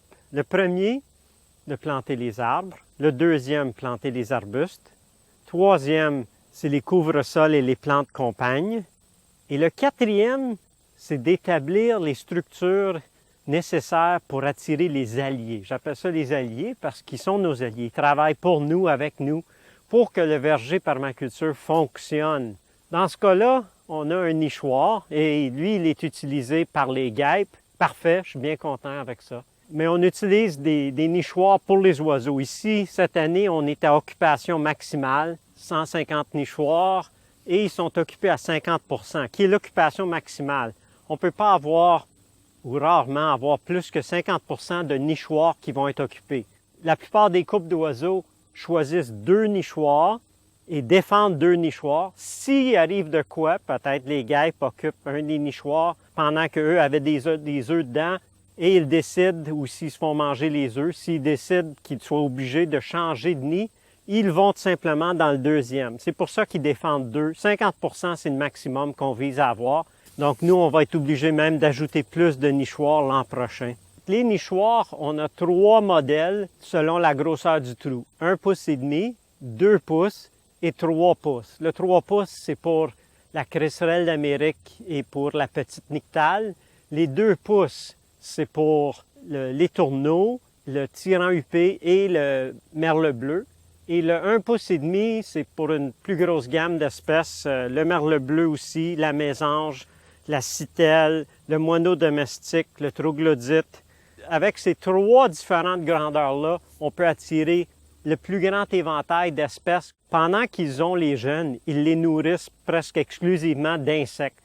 Donc, des espèces qu'on ne pense pas étant insectivores, peut-être sont granivores, ils vont quand même manger une partie importante dans la période critique pour nourrir leurs jeunes d'insectes. Un des gros bénéfices qu'on a remarqué avec beaucoup d'alliés dans le verger permaculture, les alliés, que ce soit des oiseaux dans les nichoirs, que ce soit les pollinisateurs, que ce soit les guêpes, c'est quand les populations montent à un niveau élevé, ils cherchent des nouveaux territoires. Donc, le verger permaculture sert de refuge, sert de sanctuaire pour ces populations-là et ils s'étendent dans les environs. On a encore une partie du vieux verger qui reste, qui est un verger monoculture. Et on a remarqué cette année que le contrôle des insectes ravageurs dans l'autre verger est aussi bon que dans le verger permaculture. Pour moi, ça indique que les populations ici sont assez élevées, qui se sont étendues et font un contrôle ailleurs. Donc, si jamais vous avez un ancien verger et que vous voulez établir un verger permaculture, mettez-le à côté. Comme ça, éventuellement, votre verger permaculture va avoir suffisamment de population de bénéfiques et d'oiseaux pour contrôler les ravageurs dans le verger, même si c'était un verger monoculture.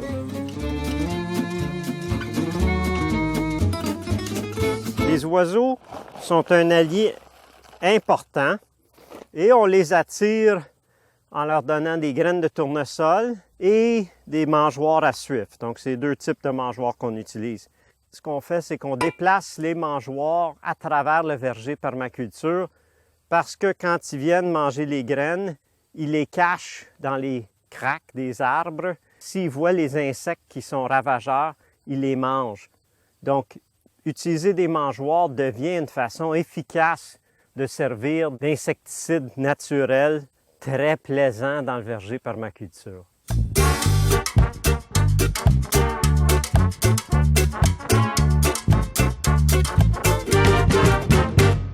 Ici, c'était tout simplement un bout de rangée. Ça, c'est une de nos rangées d'arbres.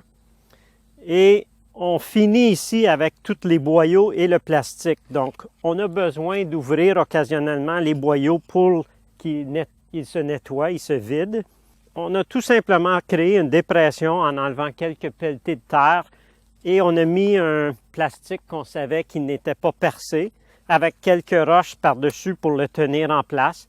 Et cette petite mare d'eau est vraiment utilisée par les oiseaux, surtout les oiseaux, mais aussi les abeilles qui viennent se poser sur les roches pour boire. Ça ajoute un élément d'habitat pour les alliés. Et comme dans la permaculture, chaque élément devrait avoir 3 fonctions.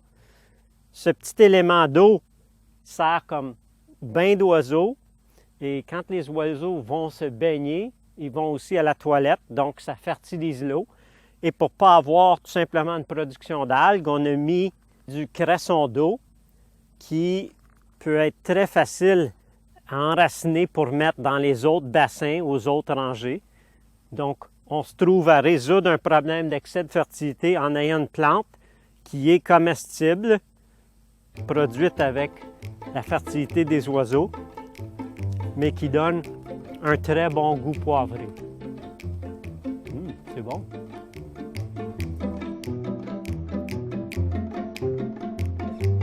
Vous voulez une abondance de fruits comme ça? Une abondance d'espèces de fruits, une abondance de récoltes? S'il n'y a pas de pollinisateurs, oubliez ça, vous n'aurez rien. On peut attirer les pollinisateurs de plusieurs façons. Vous connaissez l'abeille à miel. Il y a aussi le bourdon qu'on peut attirer avec des boîtes. Nous, on l'a fait avec des nichoirs dans lesquels on a tout simplement mis de la laine et avec une petite dépression dans le milieu. Leur nid naturel, c'est un nid de souris ou un nid de mulot qu'ils ont trouvé avec la cavité intérieure où étaient les petits. Et c'est ça qu'un bourdon recherche. Ça peut être dans le sol, ça peut être élevé. C'est plus simple de le faire dans des nichoirs.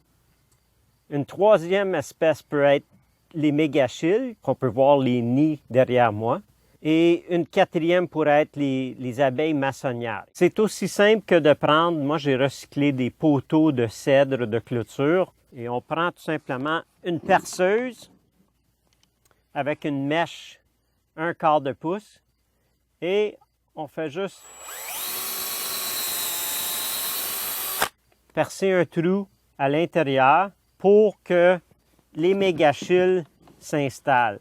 Dans un trou comme ça, il y aura une reine qui va faire une série de 4, 5, 6, 7 ou 8 cocons. Elle va faire des cellules dans lesquelles elle va pondre un œuf, elle va lui apporter le pollen qui va être sa nourriture et elle va le fermer avec des morceaux de feuilles. Quelques détails importants. Un, c'est de le mettre où il sera protégé par au-dessus pour empêcher que la pluie. Il ne faut pas que ça devienne mouillé. Et le deuxième détail pour le faire, c'est de mettre un grillage. La première année, on avait une vingtaine de ces structures-là et un pic chevelu, qui est notre pic moyen de grosseur, est venu et s'en est servi comme mangeoire. On a réalisé que cette grandeur-là empêchait le pic chevelu, mais n'empêchait pas le plus petit pic qui est le pic mineur. Donc, idéalement, il faudrait mettre un grillage avec des ouvertures de 1 pouce. Quand j'avais le verger biologique, il y avait une période de 10 jours au mois de mai, au printemps, où il y avait une floraison. Ça limitait grandement l'apport en nourriture aux abeilles, mais à tous les pollinisateurs finalement. L'avantage maintenant, c'est qu'au lieu d'avoir 10 jours de floraison, on commence même au mois d'avril avec la floraison des saules, les chatons, et ça continue avec les abricotiers, les abricots prunes, les cerisiers, les poiriers, ensuite les pommiers. Et après les pommiers, il y a encore tous les fixateurs d'azote. Caragana, robinier pseudo-acacia, fèvier d'Amérique. Au lieu d'avoir 10 jours, on a maintenant une période de floraison qui dure 2 mois d'abondance de fleurs. Et c'est cette succession de floraison et cette abondance de floraison qui nous a permis cette année même de passer de 4 ruches au printemps, qui ont fini l'hiver, à 23 ruches. Une telle augmentation, quand tout le monde a des pertes dans les colonies de ruches d'abeilles, était un indicateur que si juste l'abeille à miel a pu augmenter autant, toutes les autres pollinisatrices auraient bénéficié autant.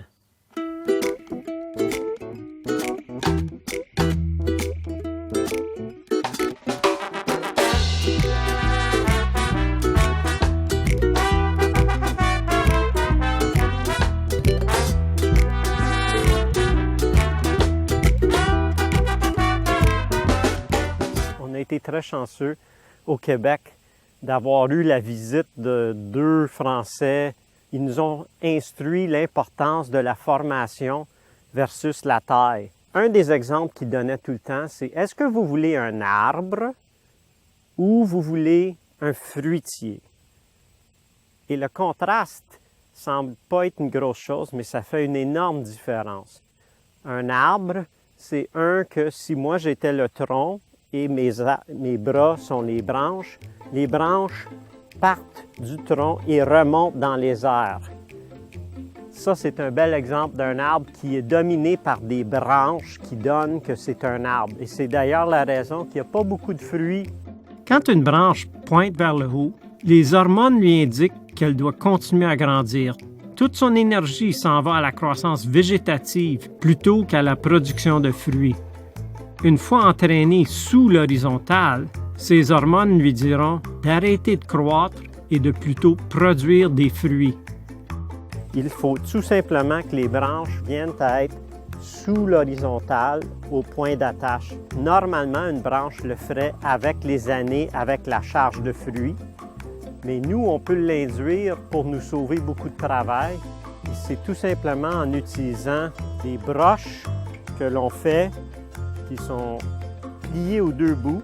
Un exemple, c'est la branche ici. On fait que le plié sous l'horizontale, on attache la broche à un endroit sous la branche et l'autre sur le tronc plutôt et l'autre sur la branche. Et c'est tout.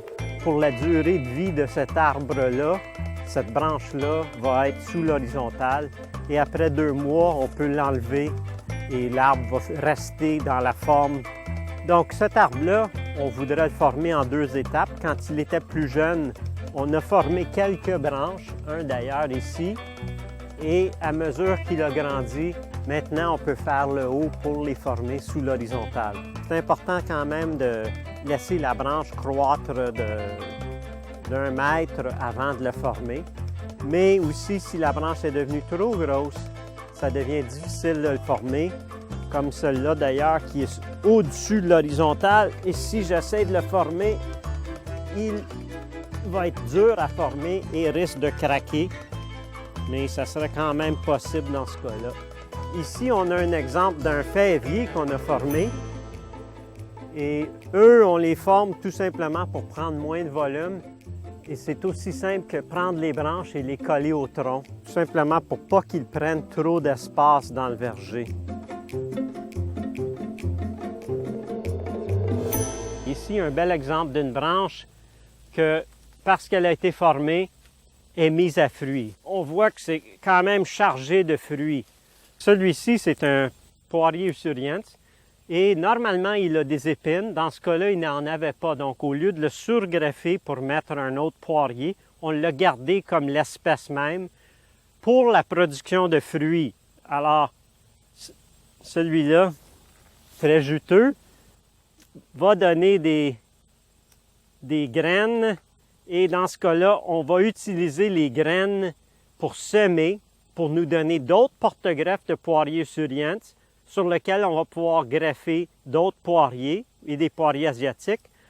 Et peut-être même que ces graines-là, étant donné qu'ils viennent d'un arbre qui n'est pas trop épineux, vont aussi être des poiriers usuriens pas trop épineux. C'est quand même avantageux.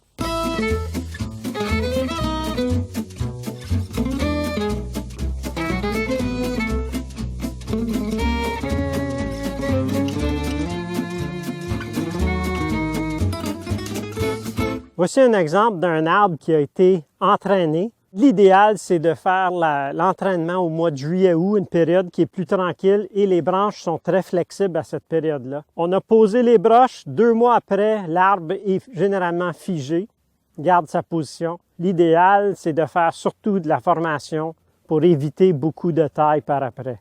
Je vais vous montrer ce que ça donne une fois qu'il a été entraîné.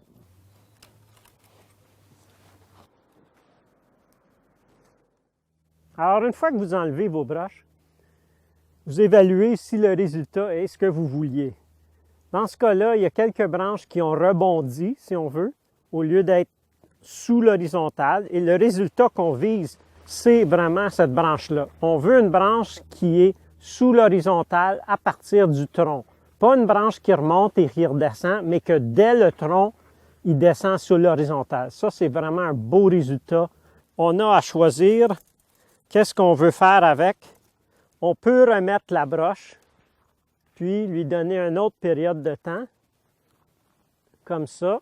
Ou bien on peut l'enlever, comme on a fait. Tous ces bourgeons-là, c'est des bourgeons à fleurs et à fruits. Donc, il va avoir des fruits déjà à l'automne prochain. Et le poids des fruits va faire que la branche va fléchir un peu. Imaginez qu'on met 5 livres de pommes. Bien, on aurait à imaginer 5 livres de pression vers le bas et la branche serait sous l'horizontale. Donc, c'est le résultat qu'on voudrait sans avoir à remettre la broche.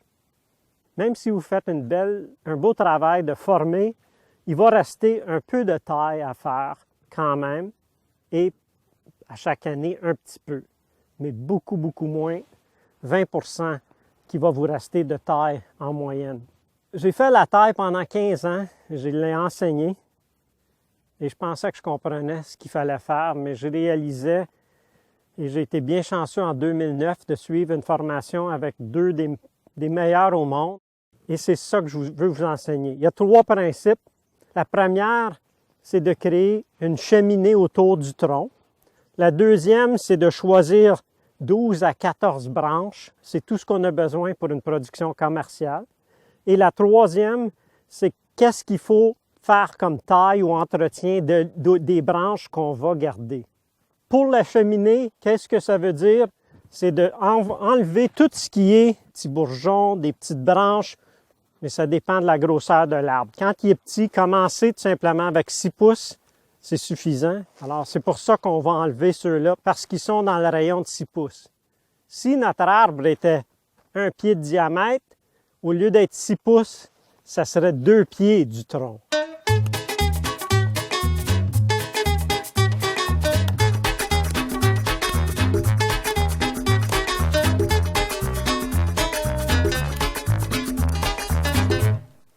Pour les branches qui ne sont pas encore formées, parce que l'arbre va encore grandir, on va les laisser pour le moment jusqu'à temps que la branche s'agrandisse encore. Et dans la deuxième vague de formation, on va former, on va nettoyer les branches eux-mêmes.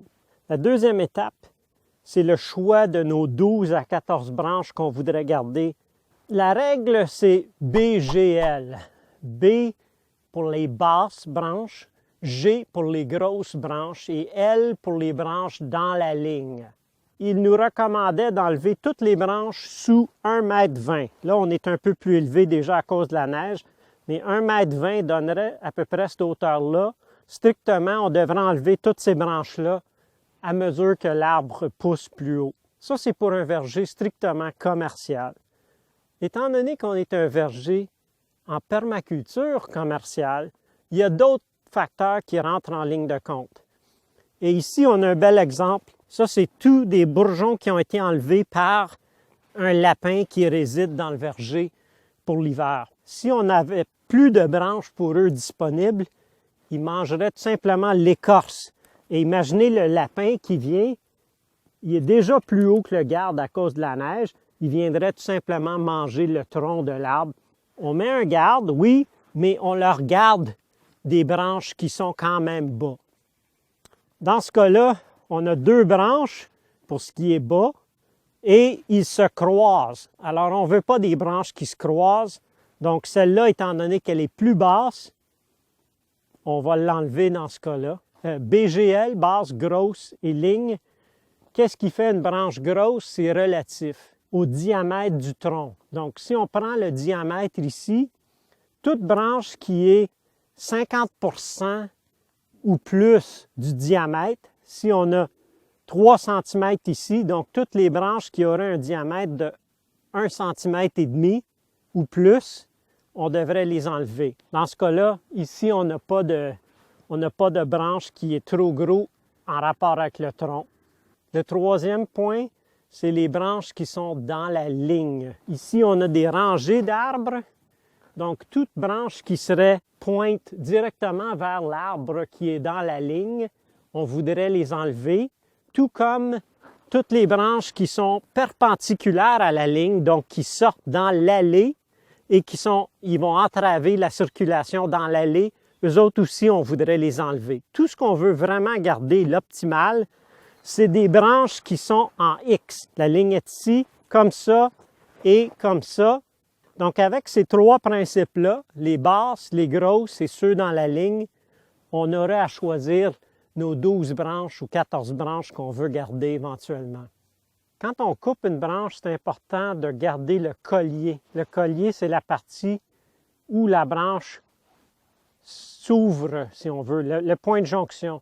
Et c'est cette structure-là sur la branche, c'est un mode cellule qui permet de fermer la coupe. Couper un petit peu en dessous, pas plus que le quart du diamètre, et ensuite de couper par au-dessus pour minimiser les chances que la branche casse en coupant et déchire l'écorce. Sur les branches qu'on veut garder, les 12 à 14 branches, on fait une taille tout simplement avec un gant, un gros gant, et tout ce qu'on veut, c'est enlever tout ce qui est en dessous de la branche.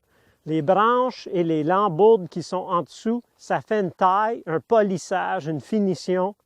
Et la bonne raison, c'est que tout ce qui est en dessous va être ombragé par les feuilles au-dessus et ça ne donnera jamais des aussi beaux fruits ou il va tout simplement en produire moins. On prend un gros gant et on fait juste glisser en dessous de la branche pour enlever tout ce qui dépasse.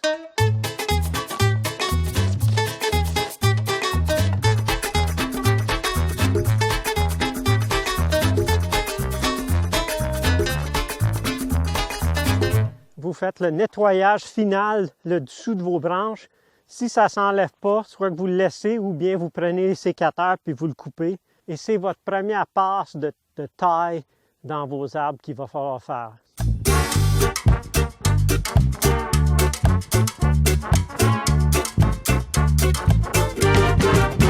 Peut-être que vous allez commencer avec un verger abandonné ou des arbres sauvages qui ont poussé sur votre terrain. Vous pouvez ramener des arbres qui sont presque sauvages à un état très productif et aussi facile d'entretien en respectant les règles qu'on a parlé. Dans ce cas ici, la première chose, c'est de savoir on veut un tronc pour être bien structuré, on veut juste garder un tronc. On va garder celui-là qui monte le plus haut et le plus droit et on va clairer autour, jamais enlever plus que le tiers, pas nécessairement des branches, mais du volume de l'arbre. On voudrait libérer celui-là pour qu'il soit tout seul. Bien, basse, grosse et dans la ligne. Grosse, la règle, c'était 50% du diamètre. Mais là, on a des branches qui sont aussi gros que le tronc. Alors, c'est ceux qui sont trop gros. Et alors, on va couper. Pourquoi couper et lequel couper? Bien, on ne peut pas tout couper. On veut libérer celui-là. Donc, on va enlever celui-là parce qu'il croise ici, il frotte. Et celui-là parce qu'il surplombe l'autre qu'on peut garder pour quelques années et voir si on devrait l'enlever dans le futur. Alors, on va commencer par ça.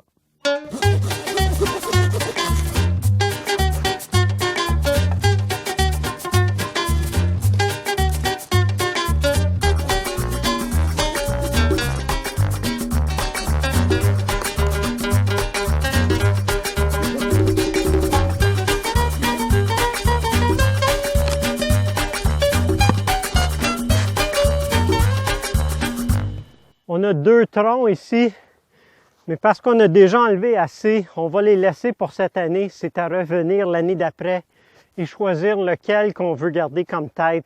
Alors maintenant qu'on a libéré le tronc principal, la deuxième étape, c'est juste de nettoyer la cheminée.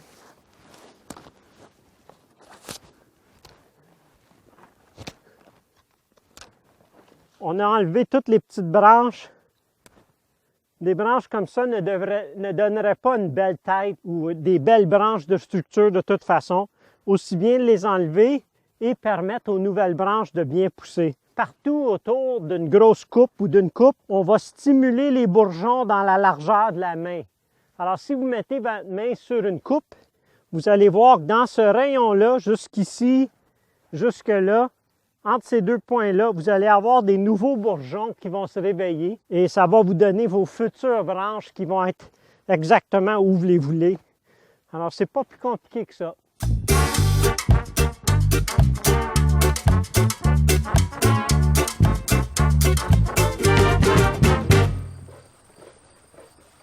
Ça semble très idéaliste, planter des arbres, arbustes et autres, revenir quelques années plus tard, puis cueillir, puis vous n'avez rien eu à faire entre-temps. On fait beaucoup d'efforts derrière ce que vous voyez pour contrôler les insectes et les maladies. On a tout fait ce qu'on sait pour les oiseaux. On a tout fait ce qu'on sait pour attirer des insectes bénéfiques. On fait le choix de cultivars pour empêcher d'avoir à faire quelque chose contre la plupart des maladies. Mais il reste que jusqu'à temps que votre sol chante en pleine santé et a une immunité qui repousse toutes les maladies et tous les insectes, il se peut que vous soyez obligé d'arroser certains produits à certains moments. À travers les années, on a utilisé quelques produits biologiques, toujours. Celui qu'on aime le plus, c'est le lactosérum pour contrôler la maladie, la principale maladie qui est la tavelure. Alors, le lactosérum, c'est tout simplement un sous-produit de la fabrication du fromage. Quand on presse le fromage, le liquide qui en sort, la pressure, on l'appelle aussi petit lait au lieu de lactosérum. Le petit lait, lui, est tout simplement un produit qui cherche à se débarrasser, donc souvent il le donne gratuitement ou pour le prix du transport. Le critère qu'on aime le plus, c'est que si on va arroser quelque chose, qu'on puisse le manger. Alors, la beauté du lactosérum, c'est au lieu de tuer les champignons, ce que les fongicides font, on cherche avec le lactosérum à recouvrir la feuille avec des champignons et des bactéries qui vont coloniser tous les sites disponibles. Donc, le lactosérum, en l'appliquant, va prendre ces sites-là qui fait une surcompétition pour le champignon de la tavelure. Alors, les spores ne trouvent plus de place pour germer et donc ils ne réussissent pas à s'établir. Cette année, dans les environs, les producteurs de pommes ont utilisé entre 20 à 25 arrosages de fongicides pour tuer ces champignons-là. Nous, on a trouvé qu'on a quand même beaucoup arrosé cette année. On a mis 6 applications de lactosérum. On aurait pu en mettre 2 autres, ça aurait été mieux, mais on a des résultats avec lesquels on est quand même satisfait avec. C'est pas parfait et on vise pas parfait, mais on cherche un équilibre avec ce qu'on veut comme résultat et la quantité d'applications. Donc, vous allez devoir choisir est-ce que vous utilisez quelque chose ou non. Et si vous utilisez quelque chose, gardez en tête le critère que si vous pouvez le manger, c'est toujours une bonne sécurité. En attendant que votre verger soit complètement comblé de toute santé, même si vous avez à mettre quelque chose, vous allez être conscient et satisfait avec le résultat.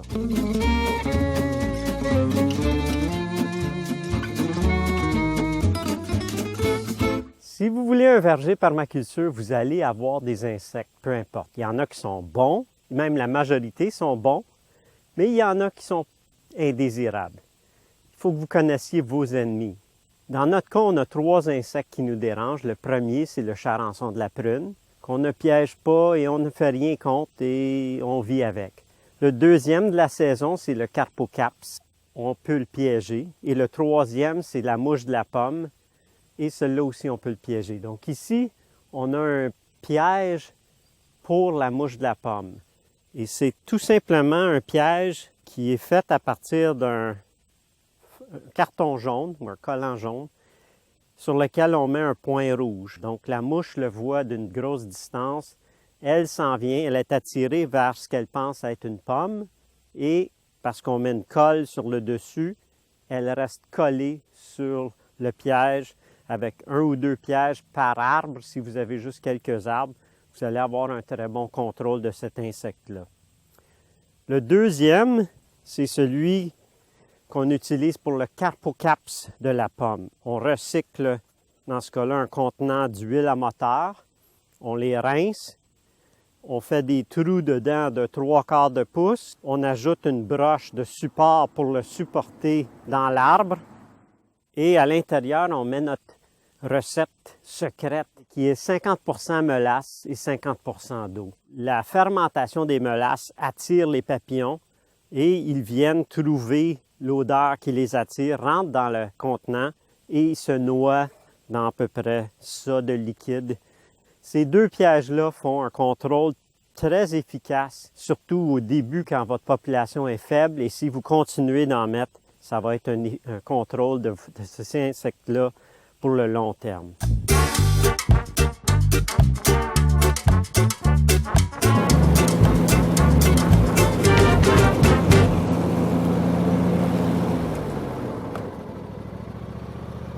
Vous allez avoir dans votre verger permaculture entre 50 et plus du % de la surface qui est en herbe.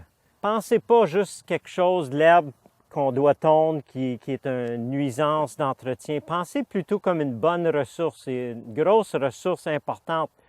On l'utilise à plusieurs fins. La première, c'est pour créer de l'habitat pour les insectes, surtout, qui sont bénéfiques. Anciennement, on tondait une allée, une semaine, une autre allée la 2e semaine et la 3e allée dans 3 semaines et on répétait, on revenait. Donc l'herbe avait la chance de pousser jusqu'à 3 semaines dans les allées et cela permettait à certaines fleurs de s'exprimer, des plantes de pousser mieux. Mais surtout, ça donnait la chance des insectes qui étaient ici de se tasser d'une semaine à l'autre. Maintenant, on tond la moitié de chaque 3e allée la première semaine et on continue ainsi pendant 3 semaines. Puis, on revient tondre la 2e moitié de la première allée la 4e semaine. Ça permet tout simplement que les insectes qui n'ont pas besoin de se déplacer aussi loin pour s'éloigner de la tondeuse.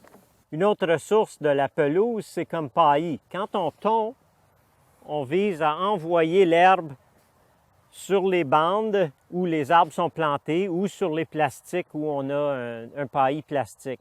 Et c'est un peu le système chop and drop, mais en version mécanisée. Donc, pensez pas à l'herbe juste comme étant quelque chose qui passe sous une boucane, mais pensez-le plutôt comme une ressource qui vaut vraiment la peine de bien gérer pour maximiser vos insectes bénéfiques surtout.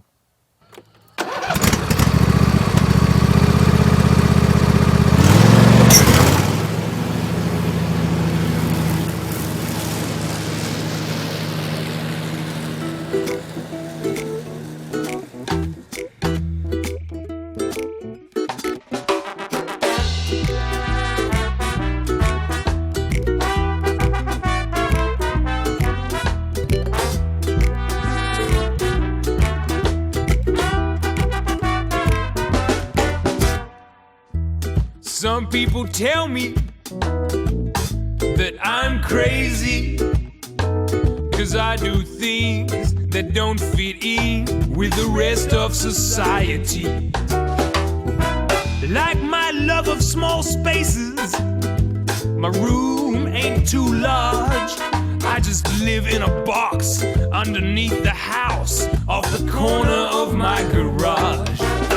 But the edge is where it's at, and it's easy to create. And my mama always said, if you're not living on the edge, then you're taking up too much space. Been looking to settle down, find someplace nice where I can get my hand on some marginal land and turn it into paradise. The smaller the better, and I don't care if it's bad. I guess I'm the kind of fella who'll always be a fringe dweller, just do the best I can with what I have. But 'cause the edge is where it's at and is the most productive place. And my mama always said, if you're not living on the edge, then you're taking up too much space.